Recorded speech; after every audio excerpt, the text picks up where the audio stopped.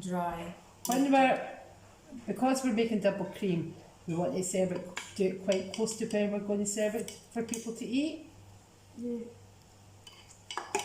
Let's see if I can cover that banana there. So it's not. Oh, and a little And bit a there. little bit there. So it's not unsure, and there's also a little bit there. Right, could you wait till we're finished and then you could have a wee scrape of it. Okay, done. Yep, now that can go back in the fridge.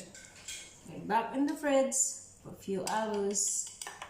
And then now all we have to do is whip up some cream so it's nice and thick, going into Yeah. peaks. We spread it round and then we get a chocolate flake, and we sprinkle chocolate flake on it for decoration. You think it'll be so nice? Oh, that's why you got a chocolate flake. That's why I've got chocolate flake for the decoration. Good job, Alyssa. That's looking good, and it's simple, simples, isn't it? Yeah. Anybody could make banoffee pie.